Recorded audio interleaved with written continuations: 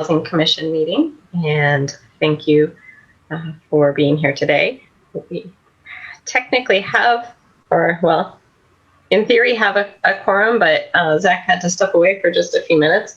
But the first item on the agenda is disposition of or establishing the quorum and then disposition of minutes, but I failed to type up the minutes for the last meeting because I was thinking, oh, wait, the secretary can do that. I forgot we don't have a secretary currently. So I apologize, everyone, and I will go back through and review my handwritten notes and also the video from the last meeting and get those out before our next meeting, along with the minutes of today's meeting. And but so we have no minutes to dispose of. Then the next item is just because we do need to do a presentation to council and the mayor on what we have been up to. So I just going back through old agendas and meeting minutes have created a list of items that I recall as things mostly discussions, things we worked on as a group, talked through, and I will email that out to everyone, but we'll just quickly go through it and see if anyone has any particular thoughts or memories or things that they would like to elaborate on or add to my list. And so what I thought I would prepare for council is the other Sarah Grace joining, I believe, is from university because Shauna was not getting the link, and so I just emailed her my email. So we'll see if we get another member here jumping in, but I'm not trying to join again, so we'll see.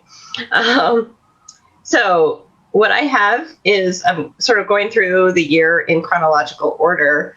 We started out with a discussion on the proposed changes to HUD funding and the impact that could have on individuals living with disabilities, and that was presented to us by Noah Tremblay.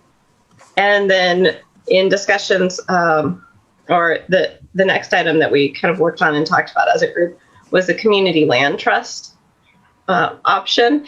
And Zach and I met with several members of the Central Ohio Community Land Trust just to really learn about how they operate and how that particular tool could be leveraged to create affordable housing that remains affordable in perpetuity, because the trust holds the ownership of the land. And so then when selling property, it can be sold permanently somewhat below market because the land is not sold with the house. And so then we also met with the auditor, Rick Wasserman, to discuss the possibility of working with the county land bank to begin building a community land trust here in Athens.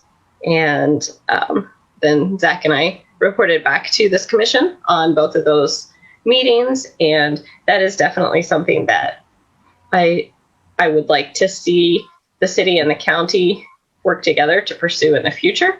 But there are definitely some complications as far as we need somewhere to house that trust. And the one entity we talked about was HAPCAP. And I think they've probably had plenty of work to do with the pandemic. And so sort of priorities have shifted a bit. But we did discuss the land trust idea quite a bit.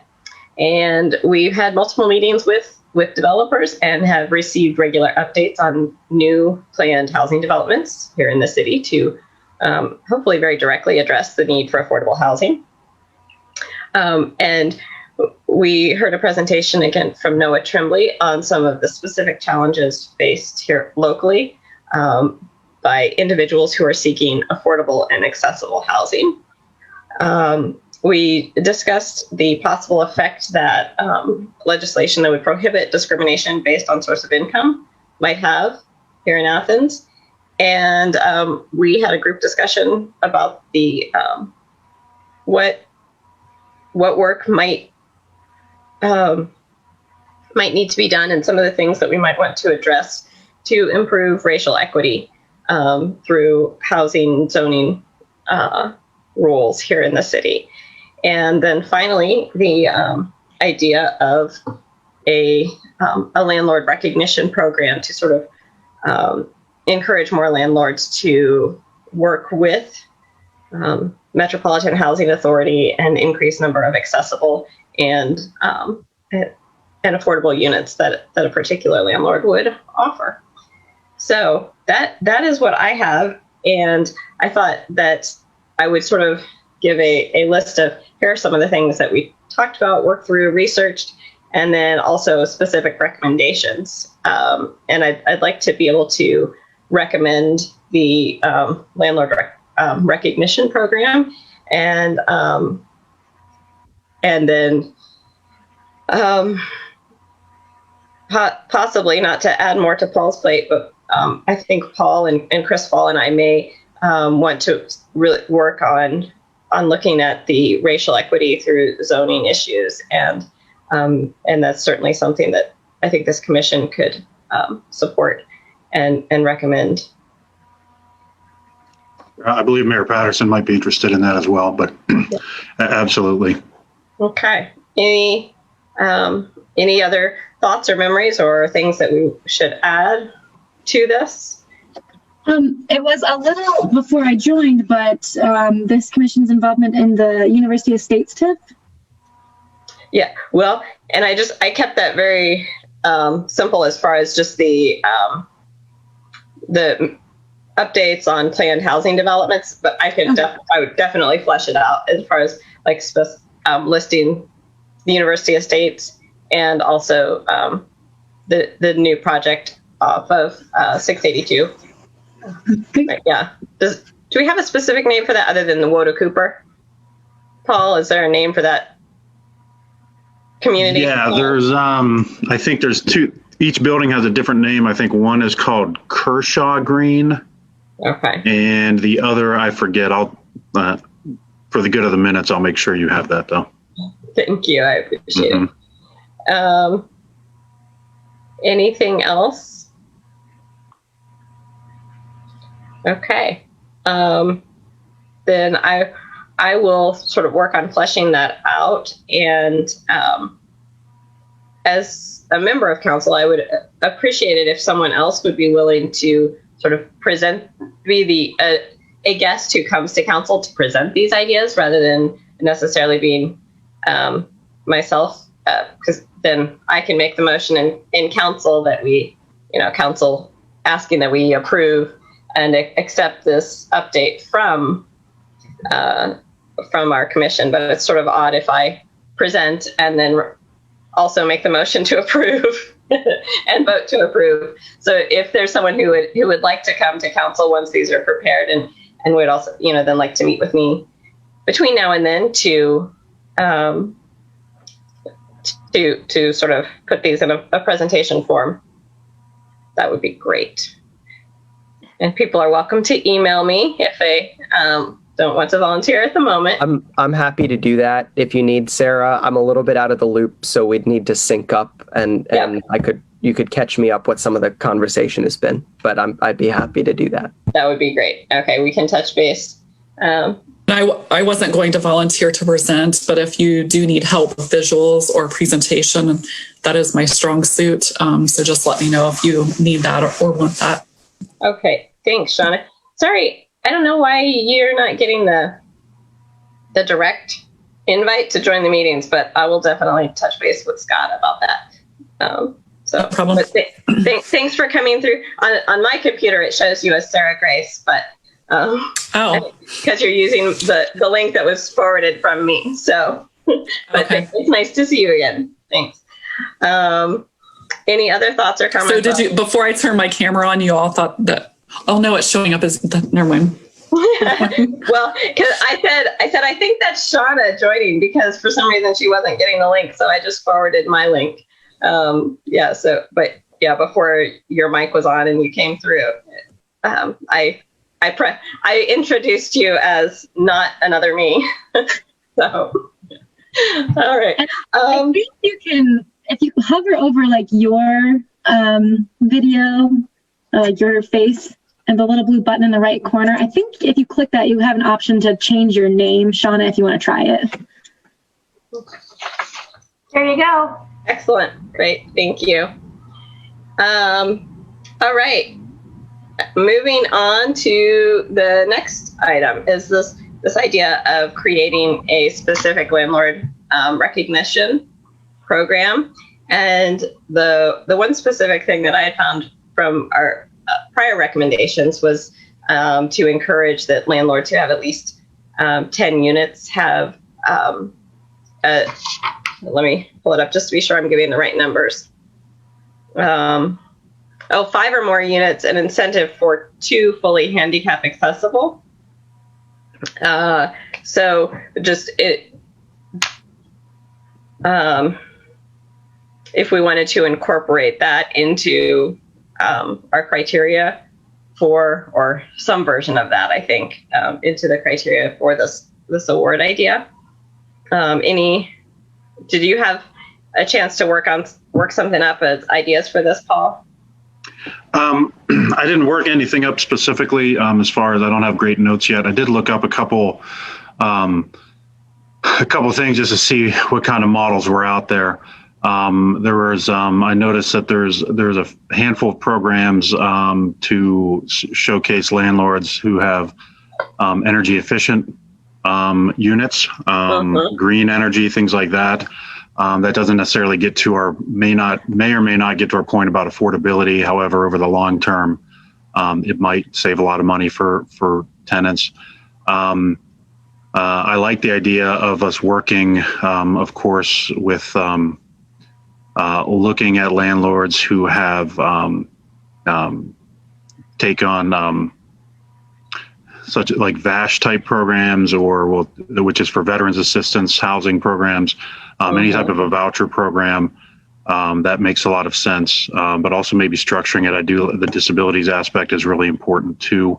I wonder also if it should be something where we're trying to encourage tenants to submit a landlord. Was the other thing I was thinking about, because there's a lot of landlords in Athens. There's thousands of them, and a lot of them we know, many of them we don't know. We probably know most of the ones that don't have the best reputations. I'll look into it more, Sarah. One thing I did want to do, there's I'm on a listserv through the International Town and Gown Association, which is a membership organization that the city subscribes to. I'll send out a question to that listserv. There's people on both ends of college communities, city side as well as university side, to see what kind of programs anybody knows about. I apologize. I planned to get this done in December, and I had it on my schedule for a couple-hour block, and then something came up. So I apologize. I don't have it prepared this morning. That's okay. I definitely understand. But yeah, I think maybe a list of specific criteria like voucher acceptance, fully accessible units, energy efficiency. So then we could say, and then we definitely need a nominating process, how landlords would be nominated, and then it could be reviewed based on, how many of our target criteria are the different landlords who have been nominated meeting, and just so then we have this, they're recognized as this sort of socially conscious landlord. And then we also will need a name, like how do we want to? I think you're correct. Yeah, like some kind of, as we talked about the last meeting, was some of it would have to be, on the honor system. Basically, do they have space where they can convert if they want to be, we call it socially conscious, or do they have a few units that comply with handicap and or accessibility and the vouchers? So what do we call that feature? Or to get the award type Right. thing. We were going to find out too if the voucher was per house or can it be per room, or how does that work as well? Yeah, and I think I'm going to need to set up just maybe a phone interview or something directly with MHA to try to get a few of these questions answered. But I think there's some out there, we're just unaware of it. right. So yeah, we were talking about at the last meeting, for people who weren't there, since I didn't manage to get the minutes sent out, that the city doesn't have the financial resources to be monetarily compensating landlords. But if there was something that an award that we could develop as a city, and possibly jointly with the university, to recognize landlords who are willing to invest in and build some of these socially conscious practices into their business, that maybe that would encourage increased participation. And this came out of the discussion about the limited number of landlords who have units at a price point that makes vouchers work. So it's a definite struggle to get into housing that accepts assistance within the city limits. So these were just some of the ideas we were tossing around, as far as just maybe raising awareness of those who are doing well, and possibly encouraging others to kind of up their game a bit. Were you wanting to say something else, Susan? Yeah, well, I know we came up to just basically now, because there's so many vacant places, it might be another avenue for goodwill if they have a certain spot or a certain empty apartment that will be harder to rent if as the months come by, the months come along. So, yeah, Paul, maybe we could set up a time that we could chat about sort of establishing these criteria, and then by February's meeting, Zach and I can have this is our list of sort of summary of what the commission's been doing, as well as recommendations to present to council, and try to maybe have that the award fleshed out. And if anyone here has an idea, like the city's currently the only award the city gives is the Athena Award, very aptly named for our city. So if anyone has ideas of either criteria or names or thoughts on this, definitely email them to Paul or me. Sarah, I don't know if this is the appropriate place for it, but the chamber, I believe at their annual meeting, they do like end of the year awards in several categories. I almost wonder if maybe it's worth a conversation with the chamber to see if that would be a fitting place to recognize, outstanding landlords. Just a thought. Yeah, as a business component. Yeah. Okay.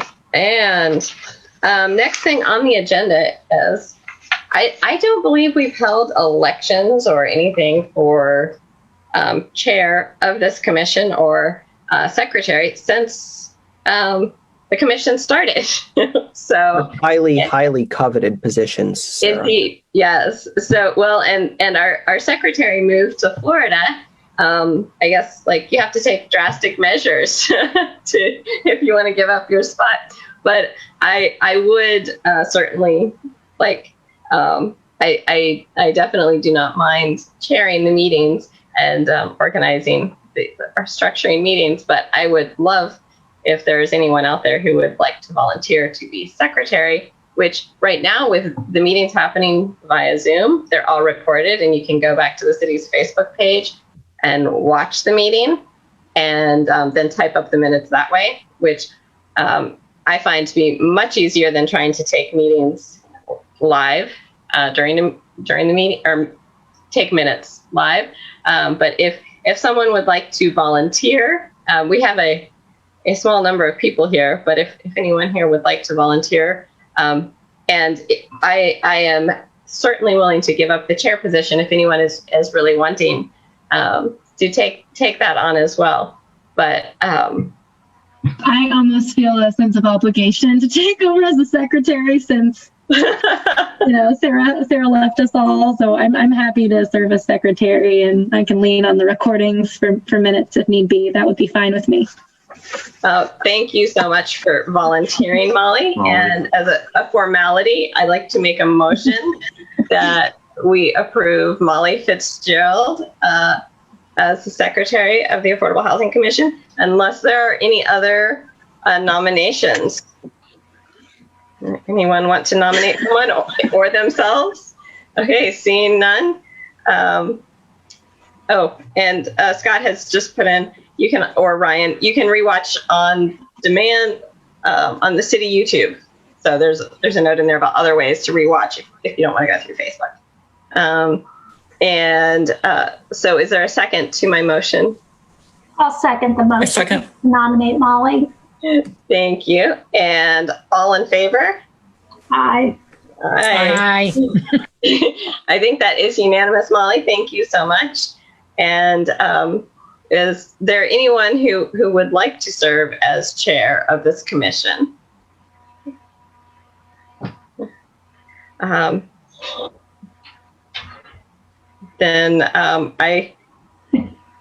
do you remember, do we need to formally re-elect me to continue to serve as chair? We probably should, just for the sake of the order. I think you do a great job at it, Sarah. And I like the fact that you're the council, you're the council representative too. And so it helps to keep us in line with goals that you might have on council, but also with the mayor and council's concerns. So I think that's good. I'll nominate you unless somebody else wants. I'll nominate Sarah to continue as chair of the Affordable Housing Commission. I'll make that motion. I appreciate it. Thank you. Thank you for your support or relief at not having the duty oneself. And I know people, as those who volunteer to serve on commissions are appointed to, we often serve on a lot of things. So I really do appreciate everyone taking the time to be here and provide input. And I'm happy to continue to serve as chair if people would like to vote on that. Just to make it official, we have a nomination and a second. All in favor of Sarah Grace remaining chair. And then is there anything else, any other announcements or other business things that should bring up here? I need to follow up on, I was going to get the average rental pricing for you for some of that. The only thing that I would also report is, and I'll get closer year-to-date statistics for 2020, but year over year in the Athens City schools, or in the Athens City, it looked like for last year, the median price was $177 for the first quarter. So I have statistical information I can send out to everybody.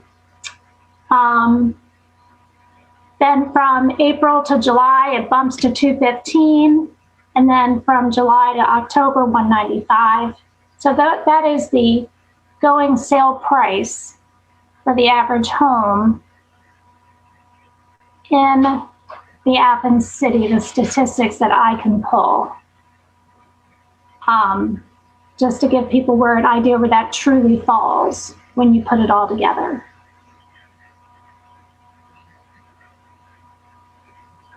Yeah, if you don't mind sending out whatever you can gather on sale and rental prices, that would be great. Mm-hmm. And I will reach out to Metropolitan Housing Authority and be sure that if their representative will not be able to join us, that perhaps they designate someone who can attend just to provide that information to us, but also try to get information so that I understand for sure the vouchers available, the criteria, and how different things work and how that would relate into our recognition program and pricing structure here in the city. Susan, just Yes. Have you seen a significant change over the past year, since we're basically at a year of a pandemic? Has there been a significant change in sales of rental properties? Like, are more people trying to sell? Are you seeing changes in the real estate market here?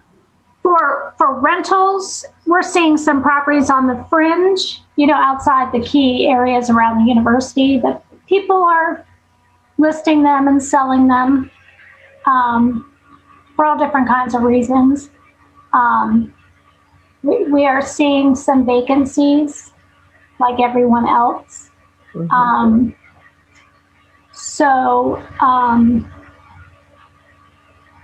Yeah, we're seeing some of that. But as far as residential real estate, it was a very strong year over and above the few years before. So so in the city, things do fairly well, but there are some student rental things so for example, there are quite a few College Park units for sale, and those are very, on Union. Mm-hmm. I lived in one of those. Yeah, those, and a lot of that has to do with with being virtual, with the students not being here and being virtual. And I think that will all just, with the confidence, we're hoping with the confidence of the vaccine and people coming back on campus, that will all just go right back into, those units getting occupied and sold.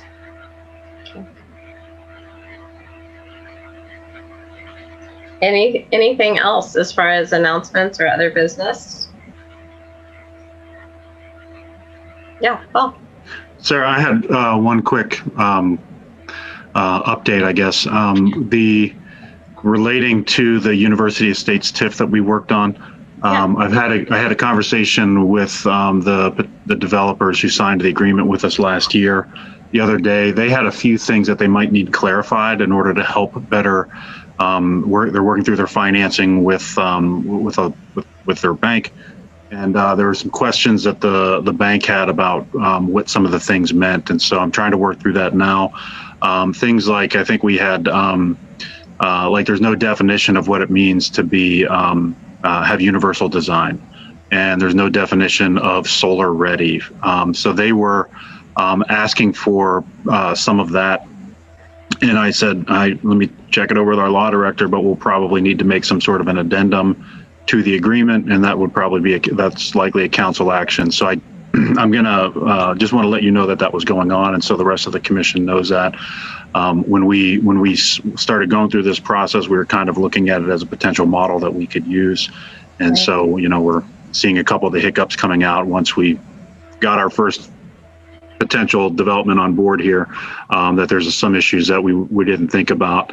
Another thing the developer pointed out in the conversation, David Riggs, our co-director, was also on that call, is that at least in the short run, because of the pandemic, the cost for raw materials for construction are ridiculously expensive, according to them. I haven't price checked it, but I don't doubt it. They said the cost of lumber has doubled in the last 12 months, and at least with local contractors or local suppliers, they'll only give you a 3-day guarantee on a price.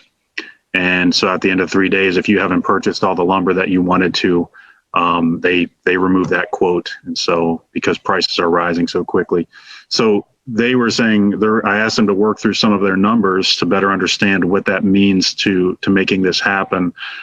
They did express some concern that they might not be able to do the project at least based on the cost for materials right now. So we're working through some of that to better understand what's going on.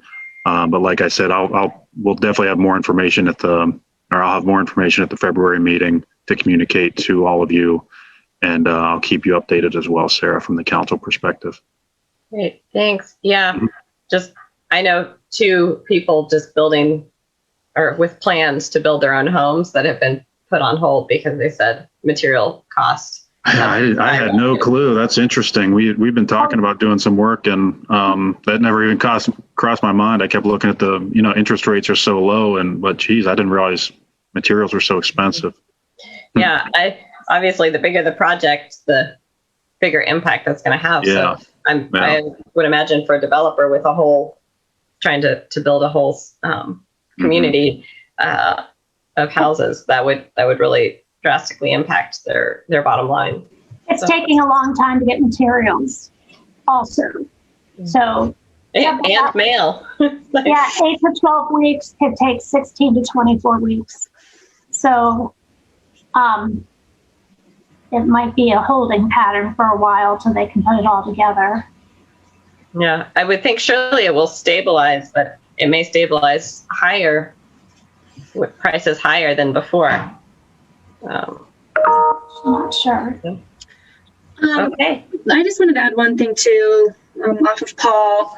The DTE forms that, Paul, similar to the DRDs that the UA TIF would need.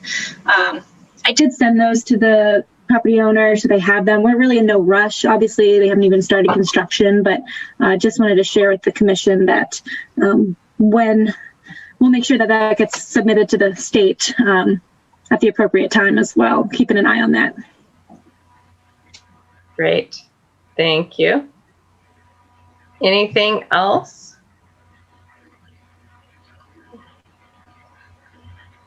No? Okay. I will email out that list, like sort of the draft of, hey, this is what we've been doing. And it's not a bad list given that we had an extended summer break of no meetings because of a pandemic. So thank you all for being here. Thank you, Molly. And I will touch base with several of you here independently going forward just to work on things prior to February's meeting. And if there's nothing else, I would hear a motion to adjourn. Although I guess, well, no, we're still at quorum, so we can still vote on things. So, yeah, don't leave yet, Zach. All right. A motion to adjourn and a second. I'll second that.